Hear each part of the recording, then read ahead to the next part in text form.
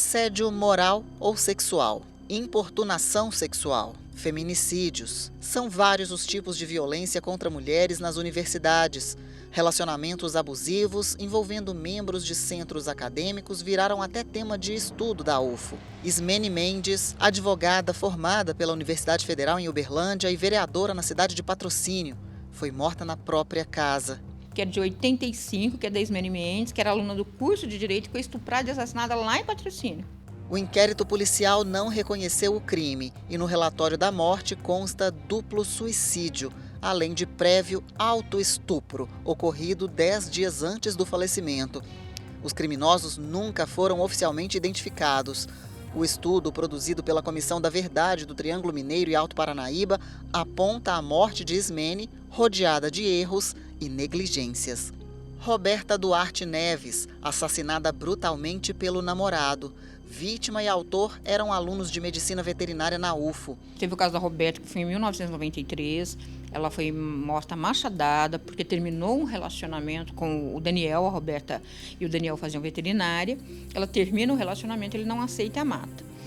Ele é julgado, ele é condenado e vai cumprir pena no Acre. A vítima foi morta na casa do homem, que foi preso em flagrante ao ser encontrado tomando banho com muita tranquilidade, enquanto a vítima agonizava no chão da sala. Um assassinato que já completa 20 anos em 2023 ganhou mais um capítulo mês passado. Elisângela Aparecida Oliveira Araújo foi assassinada aos 23 anos de idade em 27 de setembro de 2003, com um tiro. O ex-namorado não aceitava o fim do relacionamento. Ambos eram estudantes da UFO. Em 2003, você teve o caso da Elisângela. A Elisângela fazia psicologia, namorava o Daniel, que também fazia veterinária. Termina o relacionamento, ele também não aceita e a mata com um tiro. Ele foi julgado e condenado, o júri foi anulado, e ele foi julgado novamente, agora em julho, e novamente condenado da mesma forma. Em 2016, ele foi condenado a 13 anos em regime fechado. Por questões processuais, houve anulação. Em julho de 2023, o júri manteve a mesma condenação, mas Daniel pôde recorrer em liberdade.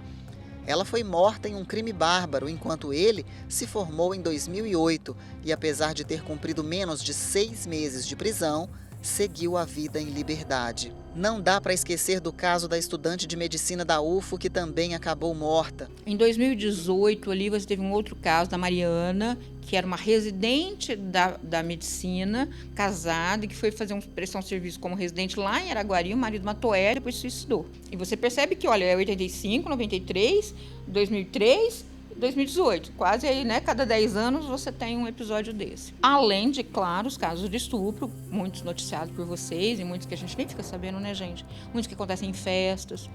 A violência começa, muitas vezes, silenciosa, como uma perseguição ou forçando um relacionamento não correspondido. Mas ela pode atingir patamares perigosos que ameaçam a vida das mulheres. Os casos de feminicídio, eu diria que são os mais graves, né? Tirar a vida de uma mulher, tirar uma vida de uma pessoa por um relacionamento abusivo é o ápice do escalonamento da violência. Mas a gente tem muita coisa antes disso. Então você tem o caso do estupro, você tem o caso do assédio, você tem o caso da importunação. Então, o que a gente percebe é que, ao mesmo tempo em que vai se aumentando o número de mulheres na instituição universitária, também vai se aumentando os casos de violência contra essas mulheres.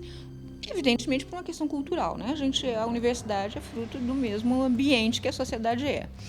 O que aconteceu? Hoje, a Universidade Federal tem um maior número de mulheres que de homens. Se você for pensar entre discentes, docentes ou técnicos, as mulheres são a maioria.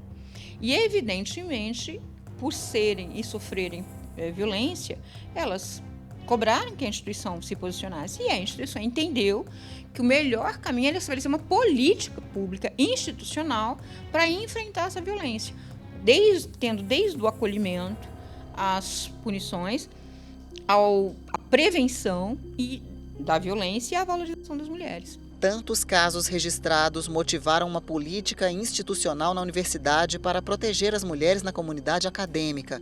A comissão permanente nasceu em agosto de 2021. No início a gente tinha poucas denúncias e elas começaram a aumentar. Quando eu falo isso, você fala, nossa, Flávia, não está piorando. Não é verdade. O que a gente tem notado é que as mulheres estão cada vez mais fortalecidas. As mulheres estão tomando consciência de que a culpa não é delas, de que elas podem vir para a universidade, de que elas podem ir para a festa sim, Então, você está tendo mulheres cada vez mais conscientes dos seus direitos e denunciando casos de violência. Temos visto também que os homens, eles estão cada vez mais entendendo e, inclusive, cooperando com as mulheres quando elas estão em lugares como esse para se sentirem mais seguras. Denúncias de casos de violência contra a mulher, por mais simples que pareçam e até as mais terríveis, chegam ao Ministério Público com frequência, seja a partir de representações das próprias vítimas ou também, muitas vezes, por meio da Comissão Permanente de Defesa dos Direitos das Mulheres. Temos atuado frequentemente em situações envolvendo assédio sexual e assédio moral no âmbito das universidades, tanto envolvendo professores como alunos, né, envolvendo alunos com seus colegas e envolvendo, inclusive, muitas vezes terceirizados da universidade, servidores da universidade. E esse assédio sexual, muitas vezes, ele pode evoluir para situações mesmo de violência. Nós tivemos, inclusive, alguns casos de violência sexual e estupro no âmbito da Universidade Federal de Uberlândia, no campus Umuarama. E uma das iniciativas que o Ministério Público tem apoiado e tem insistido com a universidade é de adotar medidas de infraestrutura para melhorar a segurança dos espaços da universidade. São medidas muitas vezes simples, que é a melhoria da iluminação, muitas vezes, né, troca frequente de lâmpadas queimadas, poda de árvores para evitar lugares muito escuros.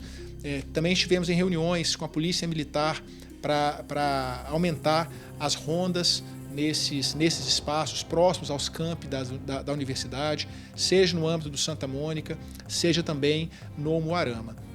E a depender da situação, a gente também pode encaminhar o caso ao Ministério Público de Minas, no caso de violência sexual praticada sem esse contexto da universidade. Incentivadas, acolhidas e informadas sobre seus direitos, as mulheres na UFO têm enfrentado o machismo de frente e denunciado cada dia mais.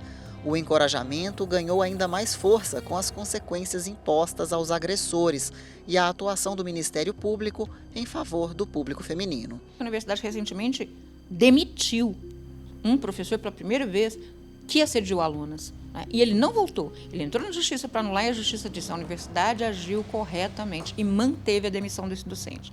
Então, o que a gente tem percebido é que a universidade pode chegar a isso, e esse é o caminho, né? Seja expulsando um aluno, ou seja não um docente, um técnico, quem seja o praticante. E tivemos casos concretos, casos que tramitaram sob segredo de justiça, para não haver exposição da intimidade dos envolvidos, que resultaram, alguns deles, inclusive, em demissão de servidores e aplicação de penas nas esferas, tanto criminal como na esfera da improbidade administrativa. As vítimas têm uma série de canais que elas podem se valer para reportar a violência sofrida.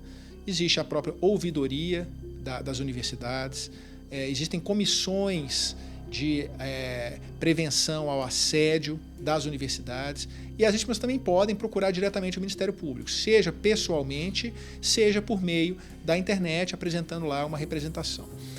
A grande dificuldade é que as vítimas, após a violência sofrida, ficam no estágio emocional de muita fragilidade.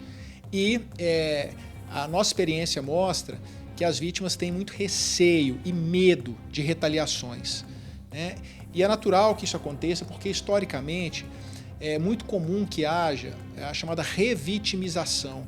As vítimas elas são empurradas de um lugar para outro, tendo que ficar repetindo a história, e ao repetir a história, elas sofrem novamente a violência. Em muitos casos de perseguições, agressões ou qualquer tipo de violência, muitas das mulheres vitimadas acabam convencidas de que, na verdade, elas têm alguma parcela de culpa, mesmo tendo sofrido traumas psicológicos, morais ou até mesmo físicos. Para a Neiva, estudiosa do assunto, uma conclusão equivocada, criada inclusive num cenário ainda machista e que procura justificar as atitudes criminosas pelo comportamento ou roupas da própria vítima. Um conceito que parece ignorar completamente que o fim de tudo isso é a violência. Eu já ouvi meninas, alunas me dizerem, a culpa é minha. Eu estava bêbada, eu bebi, eu estava com aquela roupa. Eu ouvi a aluna dizer isso. Eu já ouvi a aluna chegar para mim e falar assim, professora, aconteceu, mas eu estava de calça comprida, como se a roupa, né, fundamentasse alguma coisa. Ou então dizer, professora, eu não posso denunciar porque eu estava bêbada. Então, a gente sabe que existe. Então, esses casos, eles são, infelizmente, cotidianos, e não é na UFO. A gente tem casos que acontecem no Piauí, vocês se recordam, recentemente, o caso de Janaína, em que o estudante, ele matou e estuprou ela até depois de morta, dentro de uma sala da instituição, da universidade.